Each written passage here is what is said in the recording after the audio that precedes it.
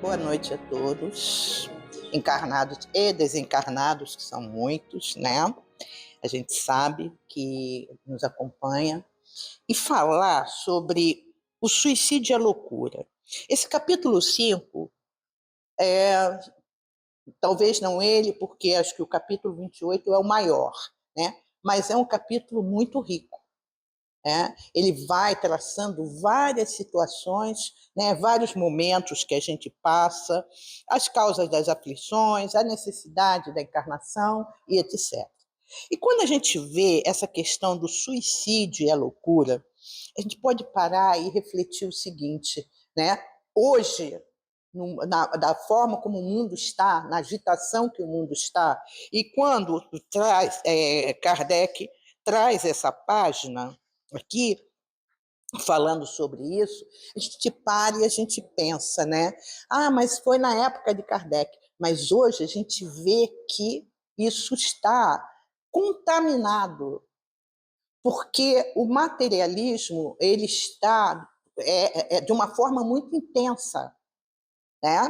E conforme Kardec faz esse estudo, e ele usa aqui duas coisas. Ele fala assim: a calma e a resignação, auridas da maneira de considerar a vida terrestre e da confiança no futuro, dão ao espírito uma serenidade, calma e resignação. E aí a gente fala assim, mas como ser calma num mundo que não é calmo?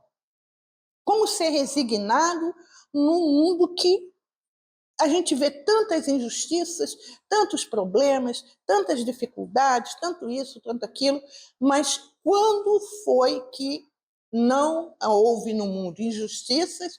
Quando foi que não houve no mundo dificuldades?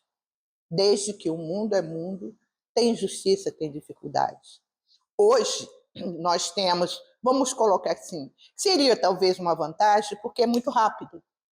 Na internet deu e vai e é rapidíssimo. Antigamente demorava um pouco. Aí, tanto é que a gente vê a história, aí quando vai descobrir, olha só, aquele povo na época tal tinha isso, tinha aquilo, mas as injustiças, as dificuldades sempre existiram, porque somos homens, homens e mulheres, num mundo, num planeta que, como espírita, a gente sabe, conhece, de expiações e provas.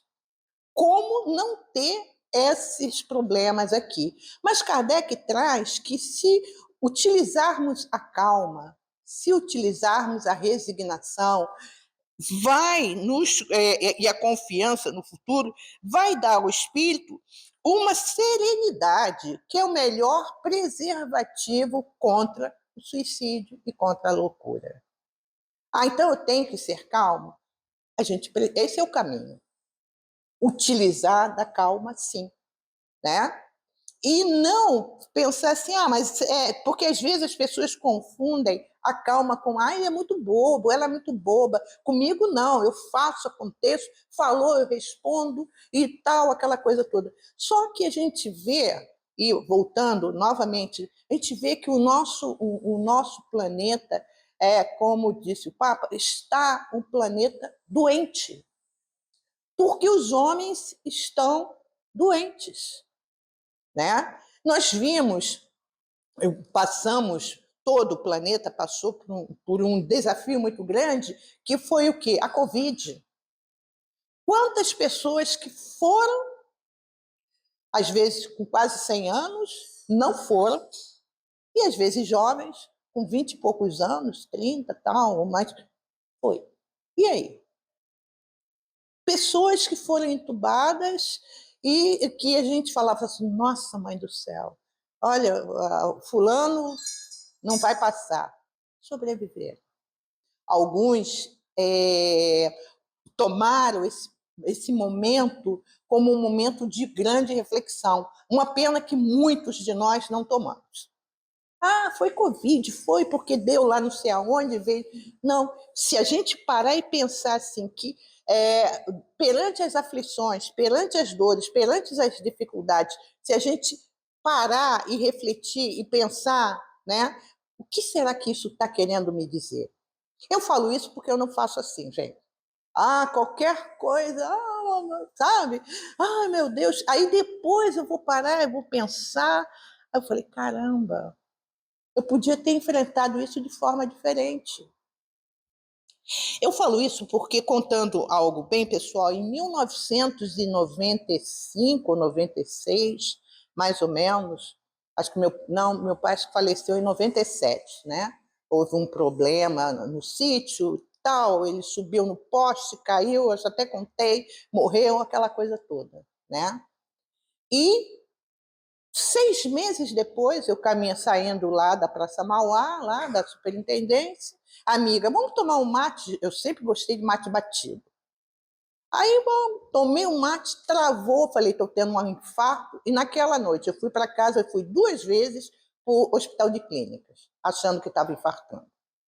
E aí, para ouvir a médica falar, olha, talvez eu tenha que dar, desculpe o termo, um sossega-leão. Aí você fica arrasada, né? Falei, gente, dá um comprimido para eu dormir, né? E aí, quando eu me vi, eu tinha entrado numa depressão muito, muito séria. E vários conflitos, porque à época eu era vice-presidente de uma casa espírita. E eu falava, como? Eu, espírita, estar nessa condição? E foi até bom, porque a gente às vezes tem que parar e pensar assim, por que o espírita não pode ter ansiedade? Não pode ter depressão, não pode ter uma série de enfermidades que acontece. Agora, ele pode, né? Eu tive ajuda. Primeiro, não foi apenas dentro da casa espírita. Ah, tomando só passe. Não. Psiquiatra, neurologista, psicólogo, remédio de tarja preta. E, né? E o ego da Rosângela teve que baixar porque ela podia, sim. Evidentemente, se eu tivesse tido um pouco mais de atenção, provavelmente a coisa não teria sido tão sofrida quanto foi. Foi muito sofrida, né? E aí a gente observa que hoje, né, na flor da minha idade, né, maravilhosa, eu hoje tenho o transtorno de ansiedade, já deu uma diminuída, né? Tenho esse transtorno de ansiedade que foi adquirida por mim mesmo. Por quê? Sem essa calma, sem essa resignação, querendo tudo para ontem. Esse é o nosso problema, né? E muitas vezes a gente faz isso, toma essas atitudes, né? Então, às vezes algumas companheiros ou companheiras brincam, né? Pô, mas você não é espírita? Eu falei, é por isso mesmo. Eu precisei estar nessa condição para eu aprender, né? Porque eu tenho o trabalho na casa espírita, eu sou médium, dialogadora e tal, eu vejo tudo aquilo e eu tenho que aprender. Eu tenho que aprender. Se eu não entrar nessa questão dessa calma, nessa resignação, que vai dar uma serenidade, a serenidade que é o melhor, como diz aqui, preservativo contra a loucura e o suicídio. Antigamente, a gente sabe que muitos médiums eram internados em hospitais psiquiátricos devido à questão da mediunidade a ser trabalhada, que precisa ser educada, né? E a gente, infelizmente, isso acontece, né? Dentro do próprio movimento espírita, não estou falando no espiritismo, dentro do movimento espírita, em que muitos acham que não é mais necessário reunião mediúnica. Aí eu penso, desencarnei, a minha amiga fica, eu vou ficar batendo no portão dela, eu quero falar, quero cuidar, e ela, e aí? Não tem mais reunião mediúnica? Quem disse? Por que tem as casas espíritas? É para os encarnados? Só não.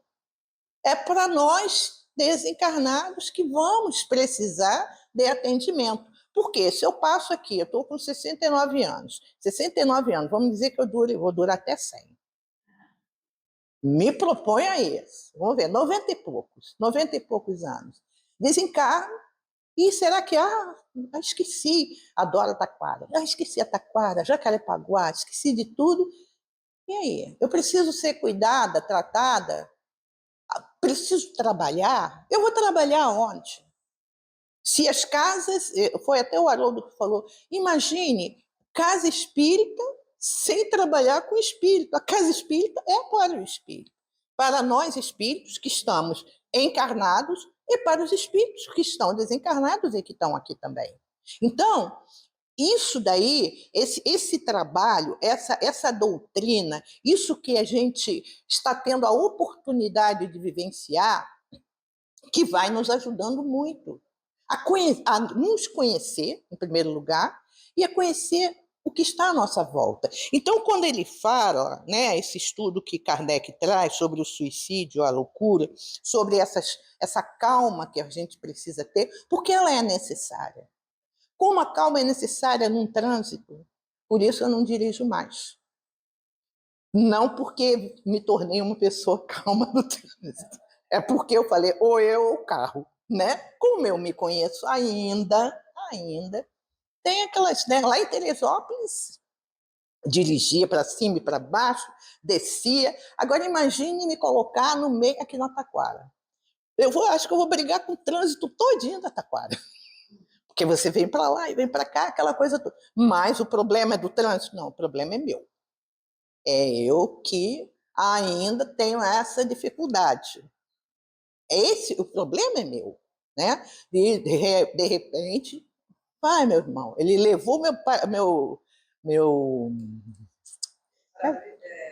não, como é que eu esqueci o nome do meu retrovisor junto e eu, meu irmão, na paz, né? Eu ainda não estou nessa, né? Porém, alguém pode falar assim, então você tinha que continuar dirigindo. Não, eu posso tentar melhorar de outro aspecto. Já dirigi bastante, adoro, eu prefiro dirigir mais estrada, eu gosto mais de estrada do que dentro do centro urbano. Então, isso, e aí a gente vê quantas situações que acontecem de pessoas que, por segundos que perdeu a calma, a vida dela vai por água abaixo. Em relação, quando ele vai falando também, ele continua falando aqui assim, com efeito, é certo que a maioria dos casos da loucura se deve à comoção produzida pelas vicissitudes que o homem não tem coragem de suportar. Isso, se a gente percebe que esse tipo de estudo, em grupo, a gente sempre aprofunda mais, né? Porque há casos e casos. Por exemplo, na minha mente sempre teve, em relação ao suicídio, na minha mente sempre teve o seguinte, suicidou-se, vai para o vale e vai sofrer. Porém, quem estudar, eu vi, acho que, não sei se vocês estudaram ou estão estudando Missionários da Luz.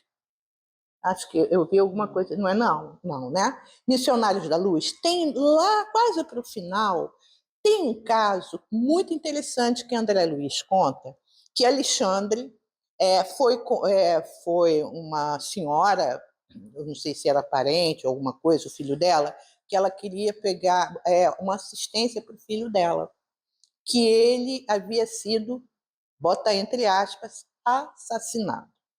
Até então, descobriu-se que, quase que veio o nome dele, né? Mas eu esqueci.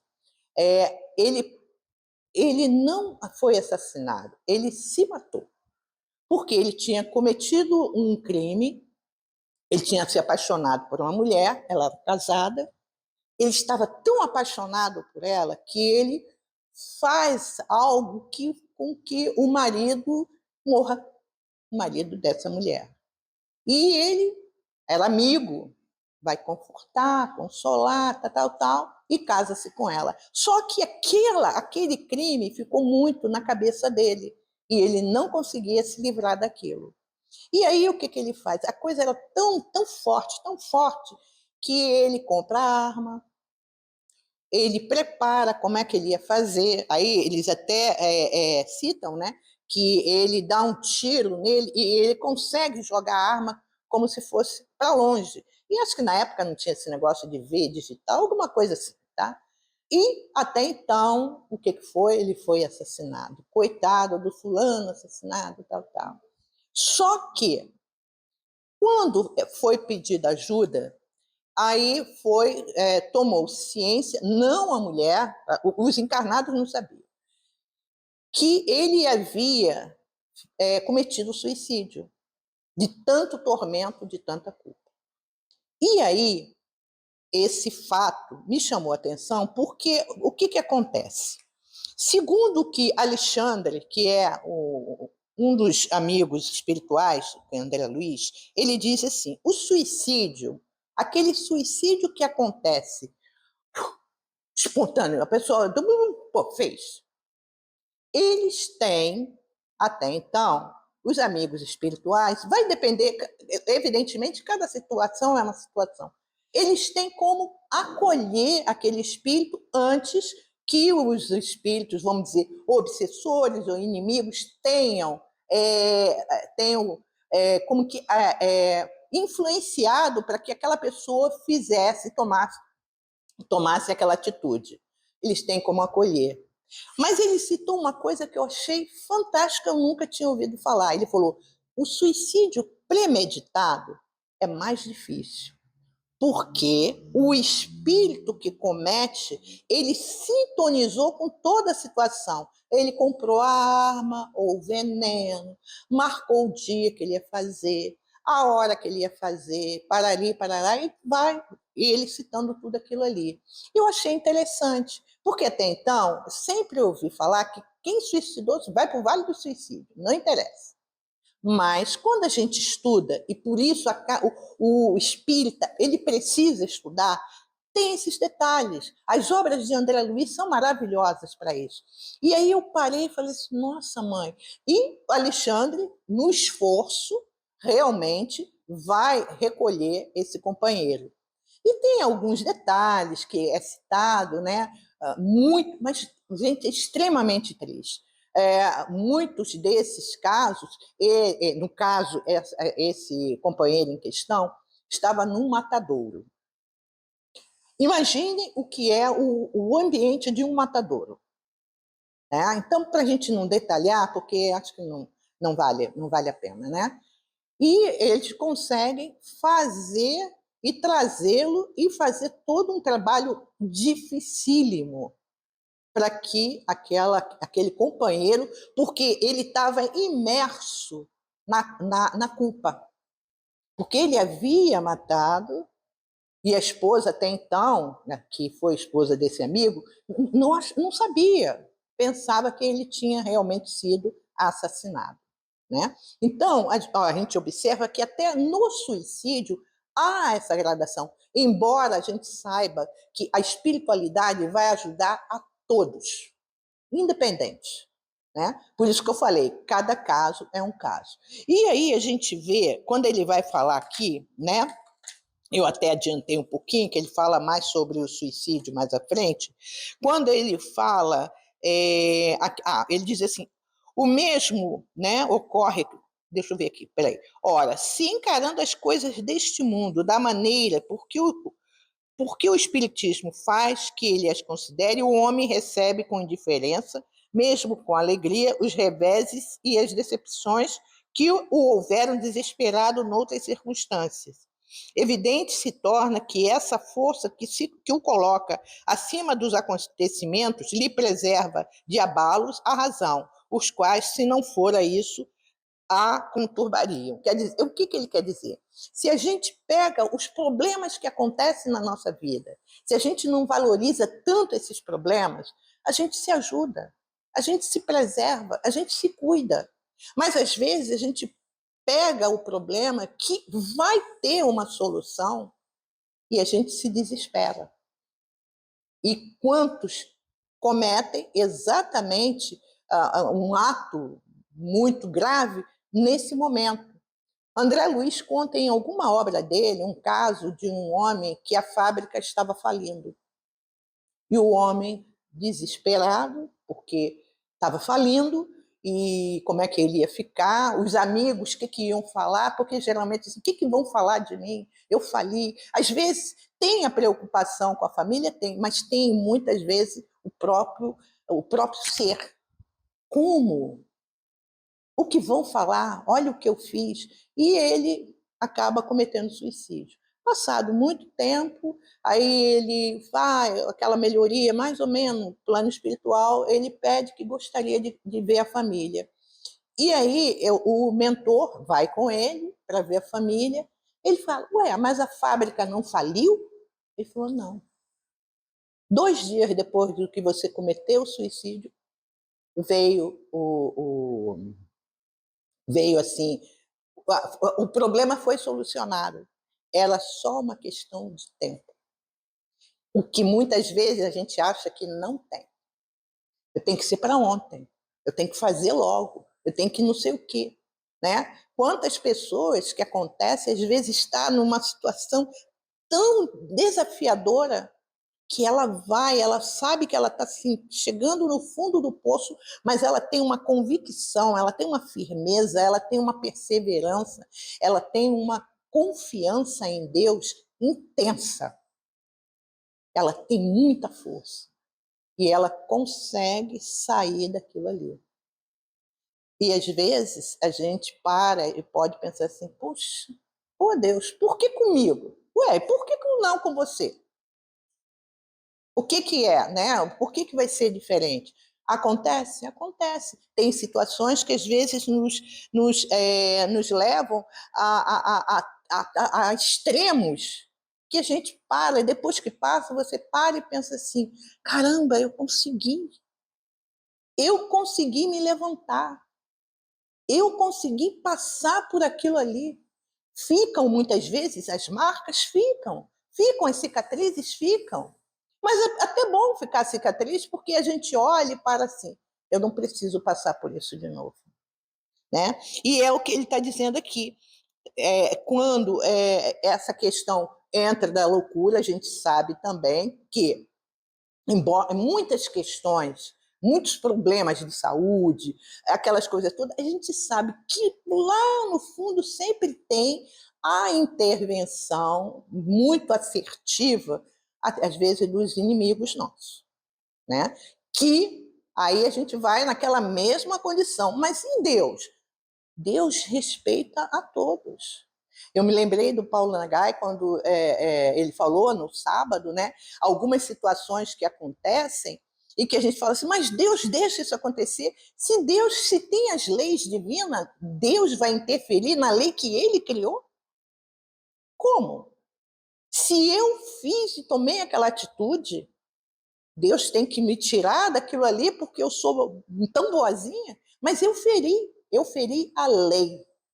Quando a gente fere a lei divina, ela vai ter que ser consertado aquilo ali. Por isso que diz, nem Deus vai conseguir nos salvar, entre aspas, de uma situação na qual eu mergulho e eu faço questão de falar, estou mergulhando.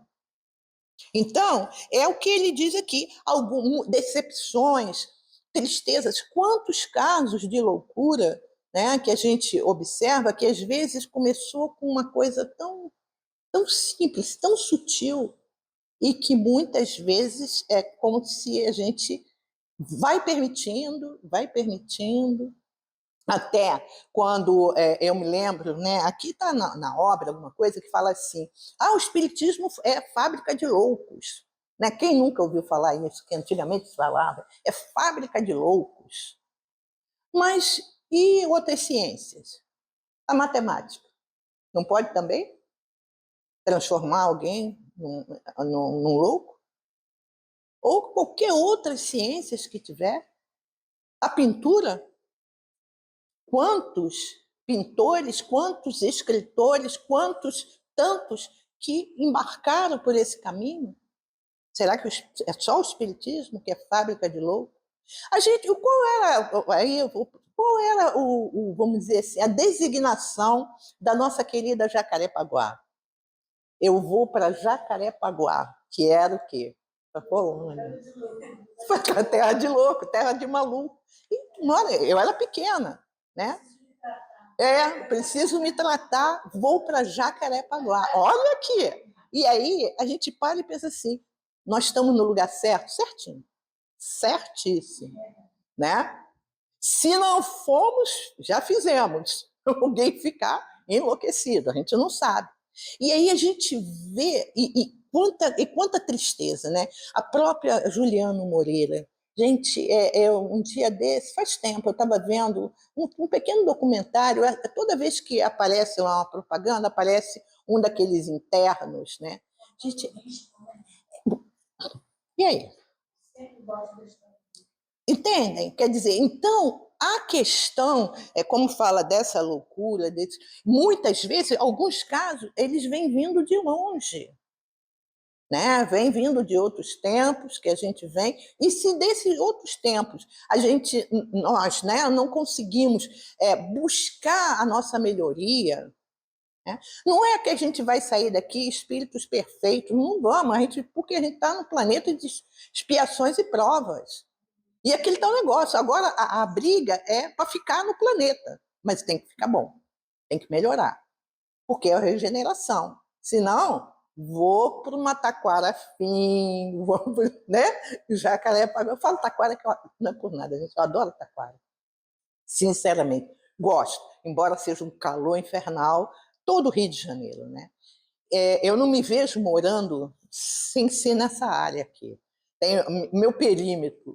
No perímetro, eu fui criada na Curicica. A época que a Curicica era só eucalipto. Até me lembro. É, eu morei na rua 21, 28, rua 28. Tinha 28, 39, era assim, né? Então, e lá, quando eu cheguei lá, acho que foi quando começou a luz. Eu me lembro que dava às 20 horas e tinha a novela, não sei se. Vocês não eram nascidos. A Rainha Louca. Gente, era uma novela com a Natália Timber. Aí, o que acontecia? Às 8 horas, todo mundo via a novela, a televisão fazia assim, ó.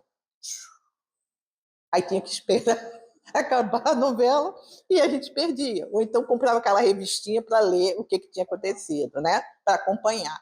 Então, nós observamos como essa lição que ele traz aqui sobre o suicídio e a loucura, que aqui no 15 ele vai falar sobre o suicídio. Postos de lado os que se dão em estado de embriaguez e da loucura, aos quais se pode chamar inconscientes, é incontestável que ele tem sempre, por uma causa, um descontentamento. E há poucos dias, eu estava conversando com um amigo, e conversa vai, ele teve até um irmão que suicidou-se aqui na ponte, aqui, na ponte de Niterói, alguém até conhecido passou e viu na hora aqui e tal. E papo vai, ele virou e falou assim, não, porque quando a minha mãe suicidou-se, a minha irmã ficou com os irmãos. Eu falei, caramba, é família. Olha aqui, a mãe e o irmão já com uns 40 e tantos anos. Como ele diz aqui, o descontentamento.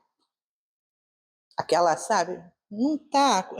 Eu vou até ler aqui, ele fala assim: ele sempre por causa um descontentamento, quaisquer que sejam os motivos particulares que se lhe apontam.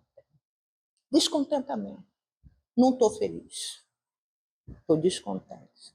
E às vezes a gente até fica assim, gente, ele tem uma vida maravilhosa, tem filhos maravilhosos, esposa, profissão, casa, trabalho, mas é a alma.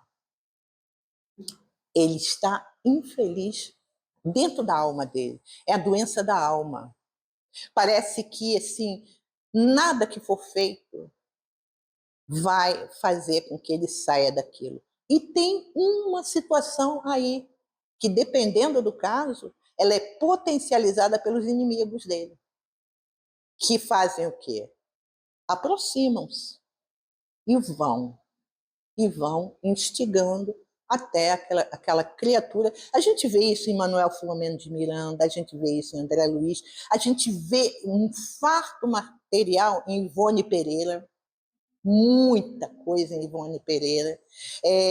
Quem tiver a oportunidade de ler a trilogia que tem Nas Voragens do Pecado, Cavaleiros Lumieres e o Drama da Bretanha. Não, Drama da Bretanha, depois Cavaleiros Lumieres. Foi essa trilogia de Ivone Pereira, né? Que é a história dela, né? Das várias, que a gente sabe que ela teve várias vivências que ela suicidou-se. Agora é muito interessante. Eu tenho amigos que leu, estudou. Eu nunca consegui terminar de ler Memórias de um Suicida. Eu fui até a metade, eu falei. Eu não passo da metade. Aí eu fico assim, não, porque tem que estudar em grupo, não, porque. Aí eu falei, aí até que eu cheguei um dia, eu falei, quer saber? Se eu passar essa reencarnação sem ler, não vai acontecer nada, gente. Né? Porque eu sempre alguém fala isso, eu pego aquilo, não consegui ler. E tem pessoas que falam, eu li tão naturalmente. Eu falei, gente, eu falei, como é que leu tão naturalmente? Mas depende de quem leu. A pessoa leu. Porque quando você pega para estudar e em grupo, olha, gente, a melhor coisa que tem é estudar em grupo. Porque cada um tem um pontinho, aí você discute com o outro e vai. Aí é fantástico. É o único livro dela. Tem outros lá também, mas esse, porque todo mundo fala, é um tratado. E eu fui, quando eu comecei a ler, falei, ai, não existe. Mas talvez me toque de outra forma. Quem sabe se eu já não fiz? Não sei, porque me incomoda. Mas também, vai mudar alguma coisa eu ir pesquisar? Eu falo para a minha mentora, ou meu mentor, me diz aí, por que eu não li? Não vai mudar nada. Se não é para ler, não é para ler, leia outras obras. Por exemplo, um outro livrinho que também encontrei, sim, Martírio dos Suicidas. Para mim, eu falei, não. Aí eu parei e falei assim, gente, esse assunto botar aqui de lado, deixa quando eu tiver uns 100 anos, de repente, quem sabe eu volte a ler. Né? Não estou dizendo que não é para ler, mas se houver a oportunidade de estudar em grupo, é melhor ainda, tá? Melhor mesmo. Porque, quer queira, quer não, aí eu vou entrar por um campo que talvez seja um pouquinho estranho. Quando você vai, por exemplo, né, isso eu ouvi, eu até concordei com a pessoa que falou, quando você vai fazer uma leitura deste livro, vamos dizer, vou fazer essa leitura na minha casa, natural. Depende de quem você sintoniza também. Será que você está tão assim, um espírito elevado para. Não. Pode chegar aí que eu não estou nem. Não me perturba. Há pessoas que têm um equilíbrio maravilhoso, bacana, e que elas podem fazer. Né? É que nem, muitas vezes, eu falo isso em relação a esse tipo de leitura, como eu falo às vezes assim, eu quero fazer assim, a dona Ivone fazia, ela pegava lá no Rio das Flores, né, ou alguma coisa, ela anotava o nome de todos os suicidas no caderninho dela e ela levava para casa e fazia prece. Eu não faço. Vai que me atendem. Né? Aí fica aquela fila na porta, eu abro a porta, apesar que eu não vejo nada, está tudo ali esperando. Não. Então, o que eu faço? Quero pedir por eles, eu peço a Jesus. Jesus, envolva todos aqueles que estão com muitas dificuldades, que, sabe, que estão precisando de auxílio. Se eu tenho um amigo, uma amiga, alguma coisa assim, eu vou orar, vou pedir ao anjo da guarda dela. Não sintonizar eu, Rosângela, eu que entendo dessa forma, não estou dizendo, não estou passando fórmulas para ninguém, sabe? Então, eu vou levar para casa, eu vou botar dentro do meu caderno, do meu livro, porque eu faço. Você é ligado numa casa espírita? Sou. Leva para a casa espírita. Bota o nomezinho lá, tem lá a caixinha de desencarnados, de enfermos, ou qualquer situação. E isso não é só em relação, a gente coloca, isso não é só em relação ao suicida, não. Qualquer problema. Mas por que não pode ser feito? Porque às vezes, quer queira, quer não, a gente acaba se envolvendo emocionalmente. Quem de nós, às vezes, quando não está com um familiar que não está bem, a gente não se envolve emocionalmente? Imaginemos, às vezes, o nome, mas eu quero ajudar, eu oro para todos. Tá, tudo bem, porque nós temos o livre-arbítrio. É só uma orientação, não é nem conselho, uma orientação.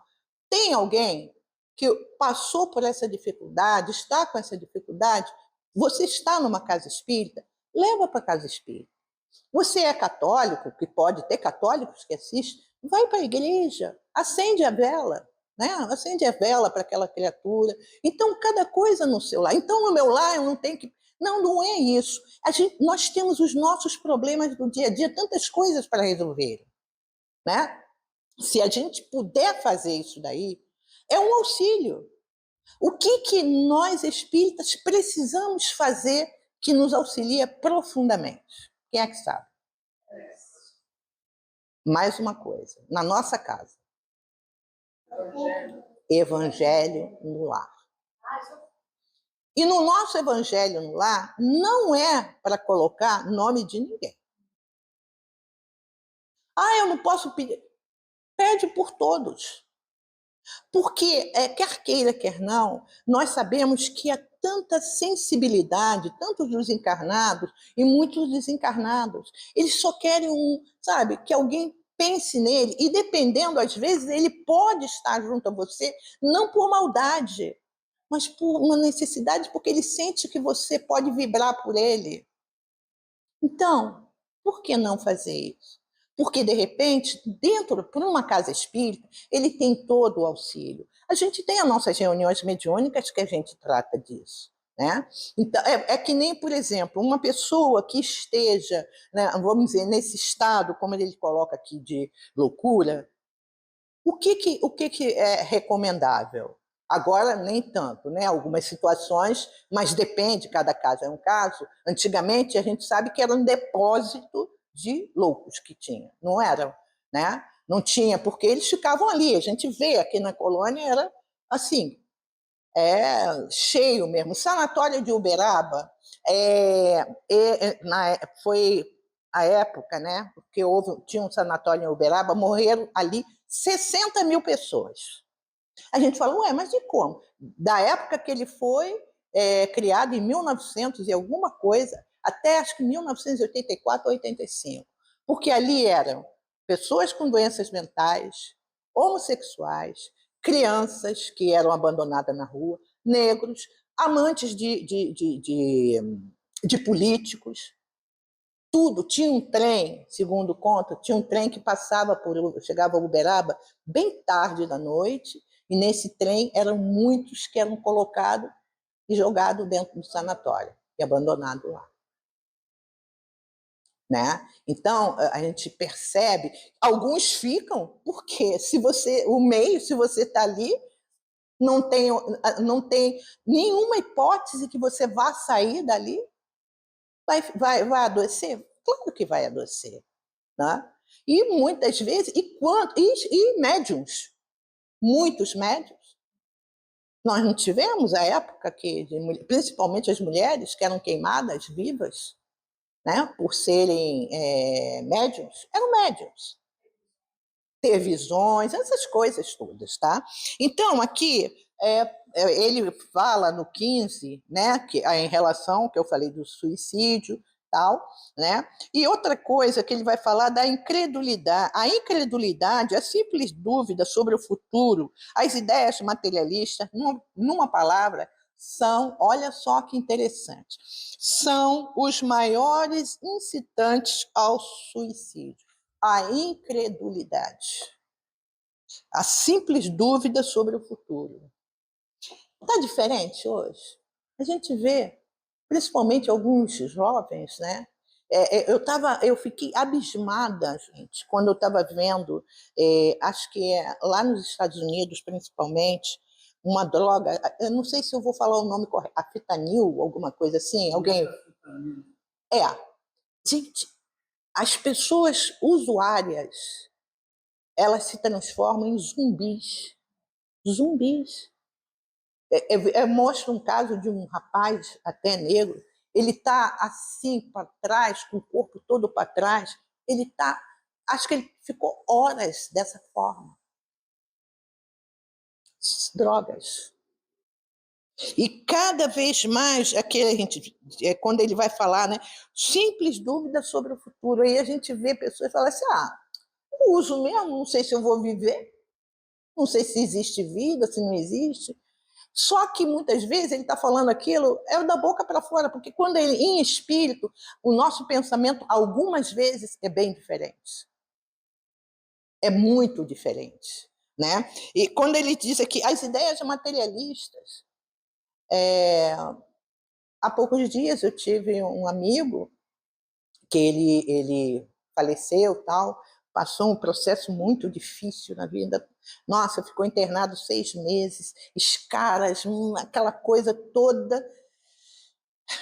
É profissional de sucesso, tinha dinheiro, tinha isso, tinha aquilo, porém teve uma esposa, uma pessoa muito boa, eles passaram alguns anos juntos, né? Ele nunca legalizou e ele sempre deixou assim, tudo que eu tenho é meu, dos meus filhos, você não tem nada. E a vida foi lá, veio cá, essa coisa toda, se separaram e tal, né? E há pouco ele morreu. Ela falou para mim assim, Rosângela, você conheceu se você visse esse homem, você não ia reconhecê-lo.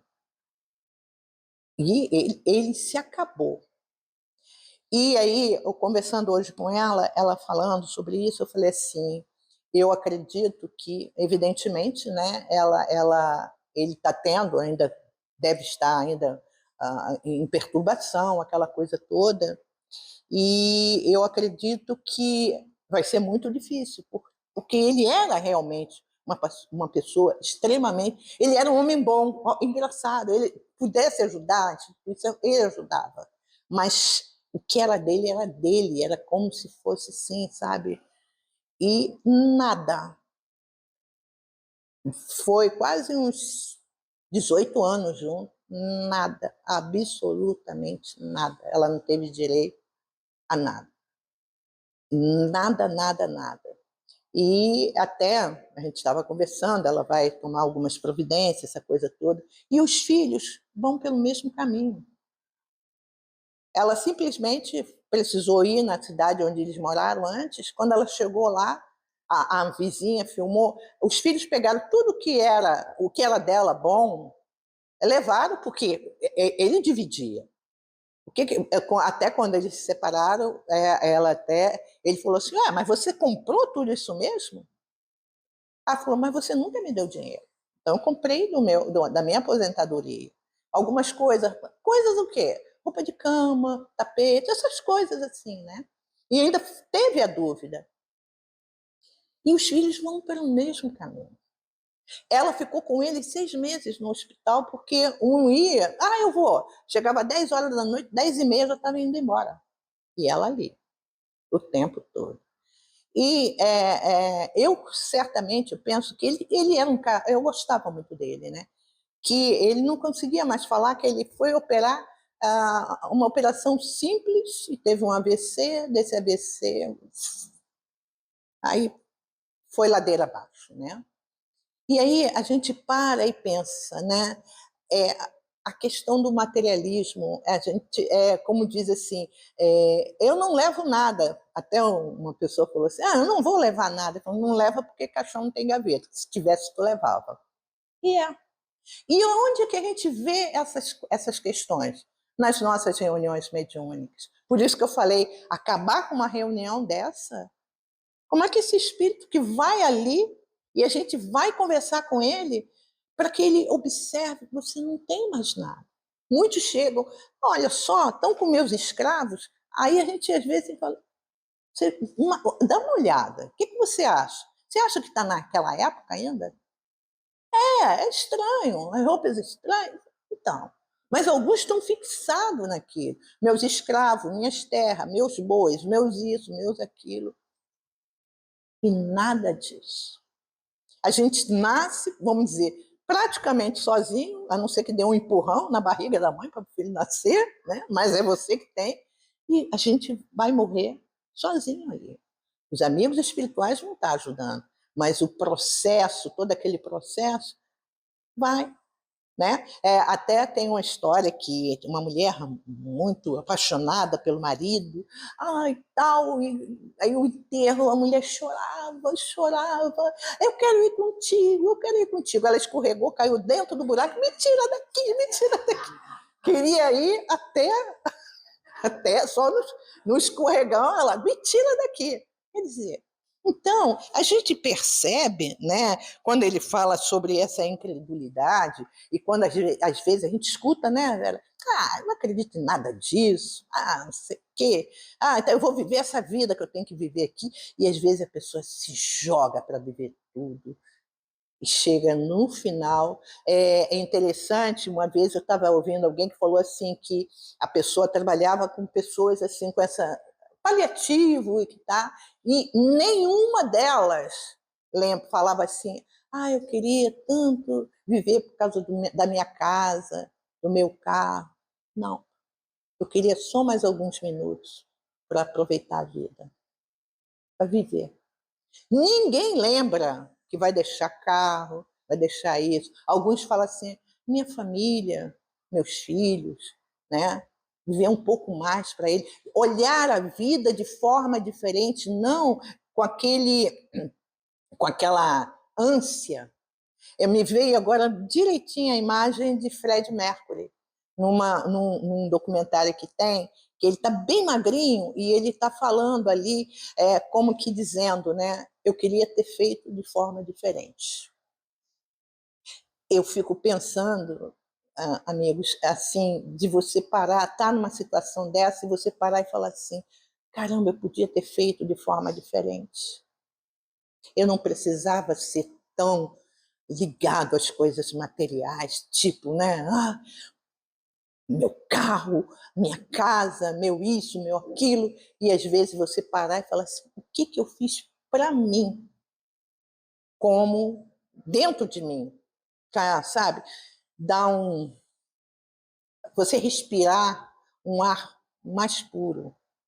Porque quer queira, quer não, a casa, o carro, filha, família, tudo fica. E você? Aí, quando a gente chega do outro lado, vamos lá. E pior que eu ouvi falar, isso é fofoca espiritual, que o WhatsApp passa no telão. Né? Tem todas as conversas nossas lá, tal lá.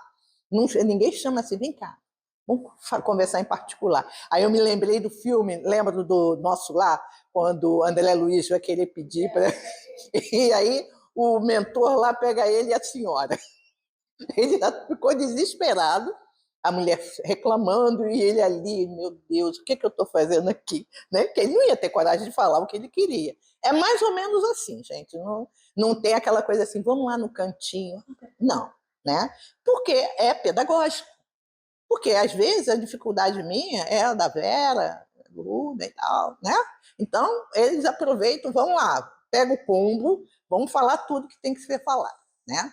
Então, é isso aqui, quando a gente vê, né, essa necessidade que, como ele fala aqui, dessa incredulidade, às vezes eu achar que aqui eu tenho que viver tudo materialmente falando, e espiritualmente eu não consigo, né?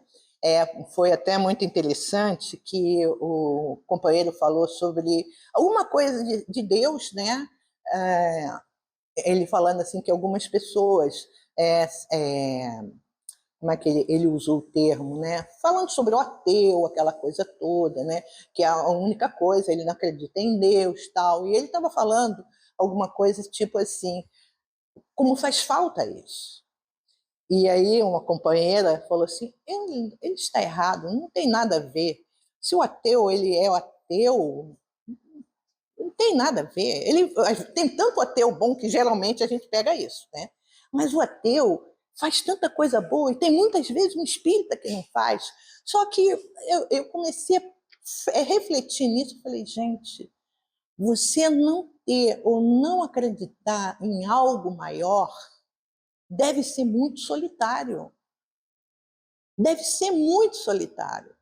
Porque Parece que a gente precisa ter essa necessidade. Nem que eu tenha que olhar, vamos dizer, eu denominar uma árvore como meu Deus, alguma coisa que é palpável, que eu pegue, que eu, sabe, algo, acreditar em algo. Não tem como. Mas respeita-se. Respeita, tudo bem. Não quer acreditar que há uma força maior, que há Deus. Tá tudo bem. Só que, quer queira, quer não, gera aí um certo sofrimento, uma certa solidão. Uma coisa assim, algo assim, né? Se eu não acredito. Não desmereço, eu acho que a gente precisa sim ser respeitado, tal. Não vou usar mais o termo que eu sempre usava, não, porque tem muito ateu que faz mais do que. Não, eu acho que cada um está no seu quadradinho, na sua caixinha. Mas eu fico tentando me imaginar sem Deus. Eu não consigo. Sem essa força que está ao nosso lado, que faz com que a gente acorde todos os dias e agradeça a Deus. E agradeça. Você acordou e falou, nossa, ainda estou por aqui. Gente, tem que começar a trabalhar, tem que começar a fazer alguma coisa. Quantas pessoas que às vezes estão, como eu falei anteriormente, num leito de morte, né? E que elas, às vezes, falam assim, eu só queria só mais um segundo. E a gente fala, por quê? E muitos de nós que estamos nesse trabalho, nessa caminhada de estarmos numa casa, numa doutrina que nos proporciona e que vai fazendo com que a gente comece a refletir e pensar assim, de onde eu vim, para onde eu vou, o que eu estou fazendo aqui. É isso que essa doutrina também traz para nós, essa oportunidade. É esse espiritismo que não é um movimento espírita, que movimento espírita é uma coisa, espiritismo é outra. Mas é o espiritismo, esse consolador, redivivo, e que nos fortalece, que precisa ser, sim, estudado, conhecido, né? Como é bom, a gente às vezes, né, Vera, a gente estuda, a gente ouve algumas coisas e a gente começa a refletir sobre isso. É a melhor do futuro? Não. Porque o Livro dos Espíritos diz, quando é perguntado qual é, vamos botar assim, a melhor religião, ou algo parecido, aquela que fizer o maior número de homens de bem. Se o catolicismo faz, excelente. Se o evangélico faz, excelente. O candomblé, a umbanda, a quadrangular, o que for, o espírito, ótimo. É o que fizer o maior número de homens de bem. Porque nós ainda precisamos né, de espaço, de ter de espiritismo, como alguns precisam do catolicismo, do protestantismo, que nós ainda precisamos. Alguns falam assim, mas Jesus não tinha religião nenhuma. Sim, tudo bem. Agora, a gente já está no processo de seguir o exemplo deles. Esse é o problema. Enquanto a gente não consegue, vamos no espiritismo, no catolicismo, vamos na umbanda, vamos no candomblé. Vamos fazer para nós aquilo que a gente precisa fazer. Nos amar profundamente, primeiro a nós. Não é nada egoísmo. Porque se eu não consigo me amar, como é que eu posso falar que eu amo o outro? E amo a Deus? E é isso que nós trouxemos hoje para a gente refletir sobre essa questão da loucura, do suicídio, e a gente observar mesmo, né, que algumas vezes nós somos colocados em situações para que possa ver isso aqui, que eu achei muito bacana, que eu vou só fazer o final, quando diz assim, quando fizeres, pois o costumeiro balanço de tua fé, repara com honestidade imparcial, se estás falando apenas do Cristo ou se procura seguir-lhes os passos no caminho comum. Eu achei que esse finalzinho aqui foi para fechar o nosso estudo perfeito, o balanço da tua fé. Como é que eu estou? Esse também é um preservativo contra a loucura e o suicídio. seguir os passos e o exemplo do Cristo. Tá bom?